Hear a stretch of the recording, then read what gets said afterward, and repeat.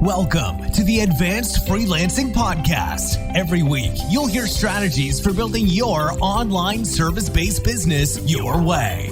And now, here's your host, veteran freelancer, author, and TEDx speaker, Laura Briggs. Welcome back to another episode of the Advanced Freelancing Podcast. This episode is being recorded towards the end of 2019 with this particular topic because it tends to come up sort of halfway through the year and at the end of year mark. But it's a hot button topic all year round, and it's all about raising your rates. Freelancers often, I'm just going to put it bluntly, they overthink the concept of setting their rates or raising their rate. And that idea of overthinking it kind of puts you in a almost paralyzed mode where it's really difficult to communicate to your prospective clients and your current clients about what it really means with you raising your rates. So I'm going to talk a little bit about some of my strategies and the psychology behind raising your rates. So many people get stuck with the concept of rates because they know that in raising their rates, there's always the possibility that you could lose clients. And this is something that's important to acknowledge because going into it knowing that means you need to run the numbers behind the scenes and make sure that this is really a good fit for you to raise your rates, especially if it's going to impact multiple clients. And there's the possibility that one or more of those clients is going to say no. Now, if your clients are thrilled with your work and your rate increase is moderate, it shouldn't be that big of an issue, especially if you have not raised your rates in a long time or ever.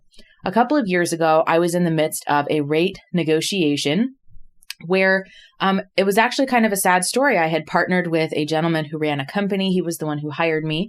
We worked together for 18 months and he passed away. And so the business passed on to another employee in the company. And for the longest time, I didn't raise my rates. I mean, one, they were decent rates to begin with. The work was easy and very consistent. And I wanted to be sensitive to the fact that this business was going through a tremendous amount of transition and I didn't want to hit them out of nowhere. Well, honestly, 2 entire years went by where I didn't raise my rate. And then I proposed a very modest rate increase to this client. And the immediate response, of course, this wasn't the person I'd started working with. And this wasn't an employee I had too much of a relationship with. So it was definitely a harder point to negotiate from. Their immediate response was to try to push my rate increase down. So not down to where it was, but kind of like a compromise, almost like we were negotiating a salary. So we're going to arrive at somewhere in the middle. So I chose not to stay at that negotiated point in the middle. I kind of informed them, here's the situation. I had started working with you all when I first began my freelance business. I'm very grateful for the work and I love doing it.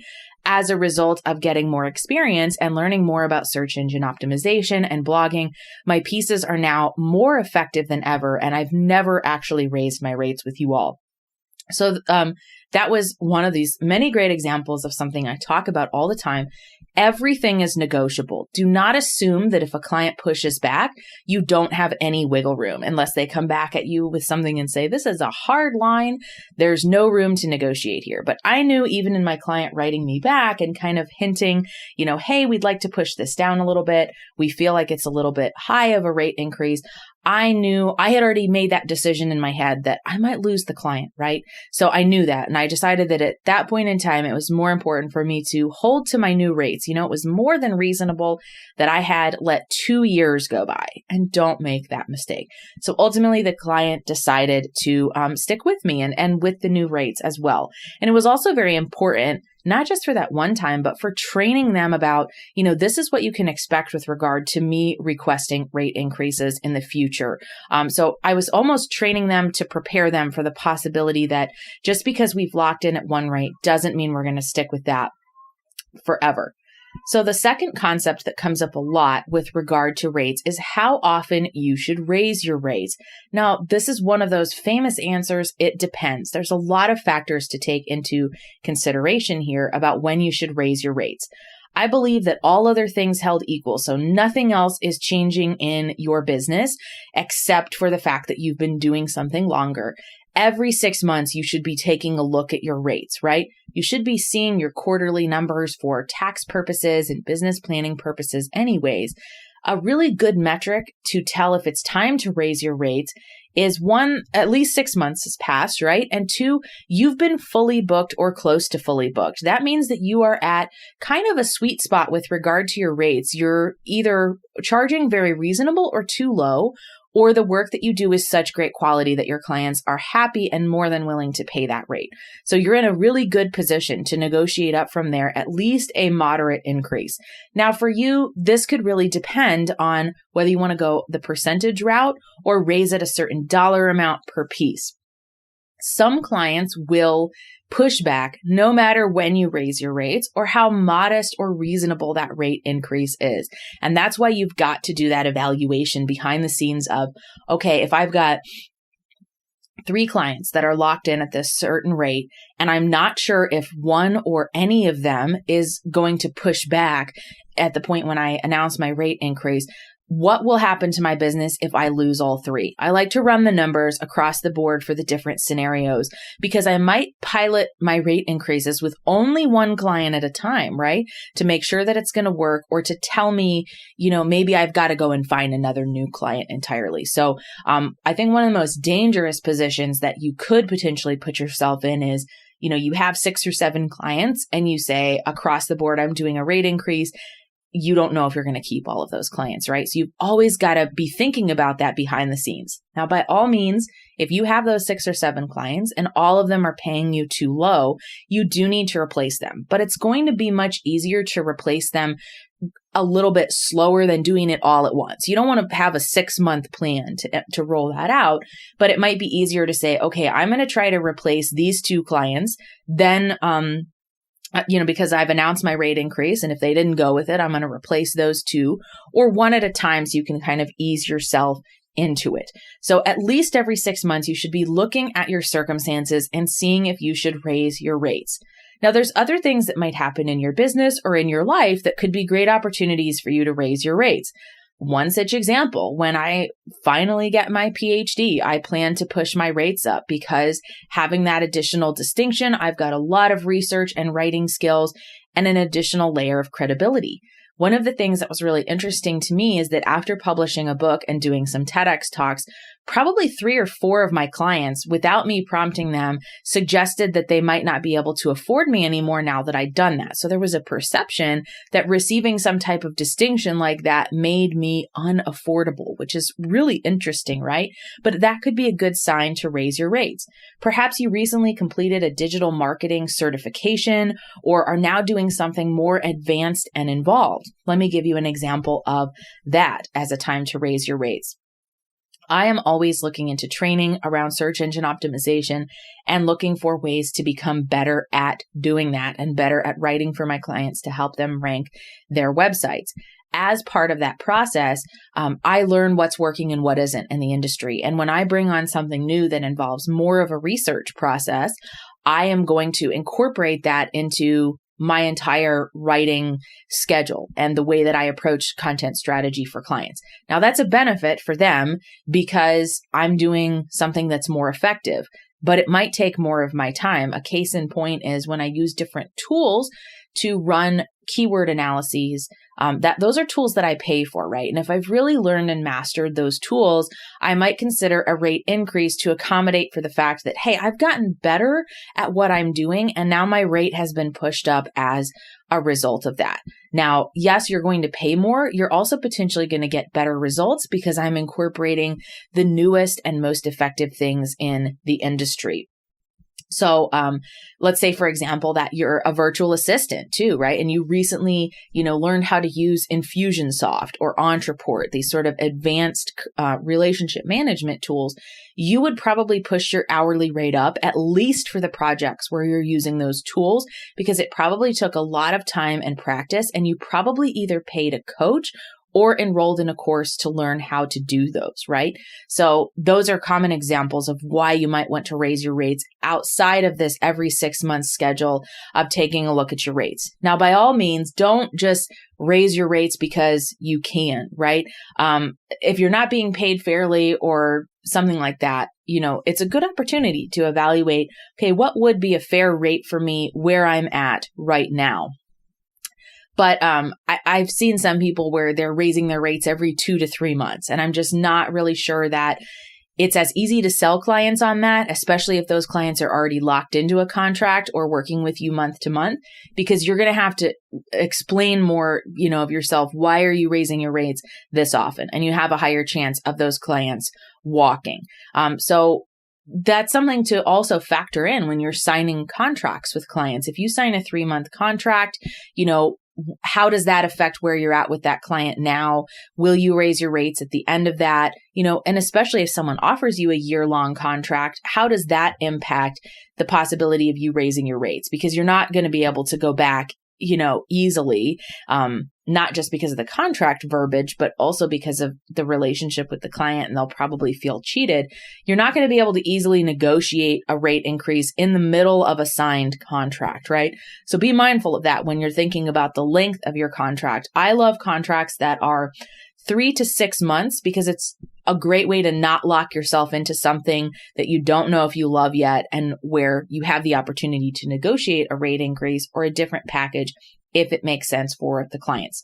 As far as there being a certain percentage point to raise your rates to, I don't have recommendations on that. I like to think about modest increases, just like you would give yourself a raise, factoring in those other elements as well, such as if you've completed a certification, what I would charge to ghostwrite somebody's book is different before I published my own and after, right? So you've got to take into account your own factors. I think that 10% is a great place to start with, and kind of see how you feel around that when you're thinking about raising it.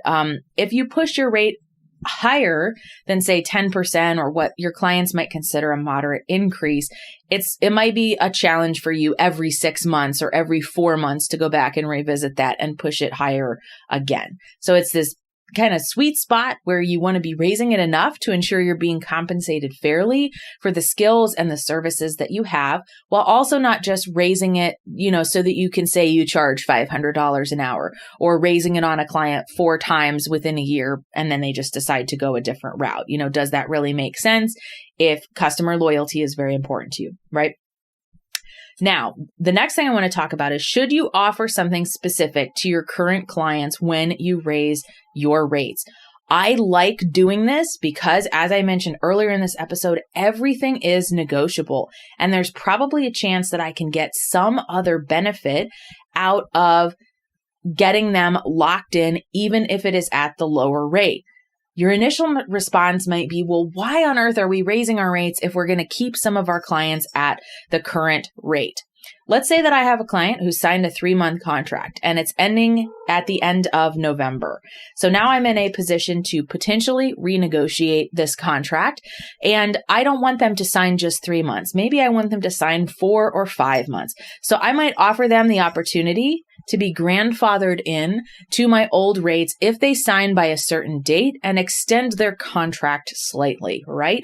So maybe we have a client that's got a smaller portion of projects or is only purchasing a small block of hours. That's another opportunity where we can say, I'm actually eliminating my 10-hour a month package. The new package is 20 hours a month. That's the minimum. But if you purchase it now, you will be able to lock in those rates for a short period of time. Even with my coaching clients, when I bring my coaching clients on, it's only a 3-month coaching program that's required, right? Many of them choose to renew beyond that. Probably 80 to 90% will renew at least once. Some of them just kind of keep working with me for a longer period than that. And so I promise them when they come on, your coaching rate stays the same so long as you continue to renew the coaching services. So that's peace of mind for them. They're getting a benefit for working with me longer. They know that a rate increase is not going to come out of nowhere. So let's imagine that you charge $500 a month for coaching or for whatever your service is. And you might push that up to, say, $600 a month in the middle of the year. Now, your current clients, if you're raising your rates too often, or if the rate increase is so significant that it becomes unaffordable or they don't see the value, they may not renew at that rate. So my strategy behind that is I would rather have the opportunity to work with the coaching client longer, where they feel honest and upfront about what they're getting as far as their payment. And the incentive is for them to continue working with me longer, which means they're going to get better results. So it is a win-win across the board. If you are charging that $500 a month for something and that person renews all year round, that is better than pushing your rates up to $600 a month and having them cancel after 2 months. Does that make sense? So that's how I would consider that. I like grandfathering in clients to an extent. You don't want to grandfather them in forever, but it can be a really nice incentive to show that you are thankful for the business that they have thrown your way. So if I have a client that I've worked with for several years, I'm going to give them like a 3-month transition period. Or if they, I might say that, my rate is going up 15%, but they can re-sign at a 10% rate increase if they sign the contract now. I like offering those benefits because it's much like keeping the coaching packages the same. My goal there is to build customer loyalty, have them be very clear and honest about what they're getting as part of that. And the incentive is there for them to renew. So the most important lesson there's 2 important lessons I've taken away from growing a freelance business from a side hustle to something that's much bigger as a solopreneur. And one is firing clients, knowing how to decline people and to fire clients. And then number 2 is the power of recurring revenue. Getting clients on retainer, having recurring and predictable revenue is so super important. It really helps you be able to adjust your cash flow, to make the right investments in your business, and to see ahead of, those times when you may need to raise your rates or switch services or do something a little bit different. And so recurring revenue is very important. To me, it is worth far more than saying that I was able to get somebody to pay a 50% higher rate and then they cancel after 1 round of working together or 1 month of freelancing services, right? So give your clients incentives. It also encourages them with a little bit of urgency to re-sign a contract. So if you have a client that isn't really in a position where, they feel that pressure to renew with you, explaining that you're planning to increase your rates and giving them some type of incentive to come on with you, even if it's, I want to thank you for being a longtime client. My rates will be going up effective January 1st. I'm going to throw in this freebie. I'm going to throw in 1 free hour. I'm going to do XYZ free thing to thank you for your service. When that rate increase occurs, it helps to build loyalty and makes them feel better about the opportunity to continue working with you. So you certainly don't have to do that when you're raising your rates. You don't have to go to a client and promise them anything or incentivize them in any way, but it absolutely increases your chances of getting them to sign that contract and work with you again if they are thrilled with your work. Now, if you've had problems from day one with this client, or they don't really see the value, or you've delivered late, it's going to be very hard to negotiate anything, right? They may just say, no, thanks. I don't want to work with you at all. I don't care about being grandfathered in. So you have to do these behind the scenes thinking exercises about, how will this affect my business if I lose the client? And then what sort of position am I in with this client? Do I have room right now to negotiate? Or maybe I'm raising my rates and I know this client is going to walk, and that's okay because I don't want to work with this particular client anymore. So this is my way of sort of nicely ending the contract on mutual terms. So raising rates is about so much more than just pushing your prices up, right? It's about thinking where your business is at now, what changes you need to make to take it steps forward into the future, and then are you prepared to negotiate those changes or possibly lose clients? Now, if a client comes back to you when you've said that you're planning to increase your rate and they say, no, we're just going to decline to work together, you don't necessarily have to give up entirely. You could offer to give them some sort of a discount, but that's why it's better to lead with that position of offering them some type of incentive, like grandfathering them in, giving them a transition period, throwing in some type of a freebie, etc., because you've already sweetened the pot. You've led with a very generous offer, which makes them feel appreciated and as like they want to continue working with you. It's much easier to negotiate from that point rather than just telling someone out of the blue, hey, my rates are going up, you can pay it or not, right? You have much less room to negotiate there. You might take that approach with the client you want to get rid of. You might just say, hey, my rates are going up 30%. next month, please let me know if you'd like to resign, kind of knowing that they're probably going to walk away from that. But with the clients you really care about, it's a little bit more of a delicate balance, figuring out, what makes sense. Should I start with my lowest paying client first? Should I start with the client where I've done a really amazing job and I think I have the best chance of getting them to accept the rate outright? You've got to make those decisions for yourself behind the scenes, but don't stay locked in with clients forever. I see this often with virtual assistants too. They start off charging $20 an hour, and then, 2 or 3 years later, they're charging only $25 an hour, right? So you need to be evaluating that on a more regular basis. There's a great statement out there. So oftentimes when we as experienced freelancers present pricing to clients, they'll say, well, geez, I could hire another freelancer for half that. Well, you're not paying just for the service that I'm doing for you today, right? So me as an SEO writer, you are paying for the 7 years that I have spent becoming a master and professional at writing for search engines and for websites. So you're paying for all the things I've learned with past clients, all the software tools that I invest in and use, all of the training and conferences and books and insight I've gotten from other freelancers to get to this point. So you're getting the best version of my SEO services. And of course, that's not going to be priced the way that it would when I first got started. So some clients will always go with the bottom line price. And as we know in the freelance world, you often get what you pay for, right? So that's not someone you're going to be easily able to negotiate anyways. So I would not stress out over that.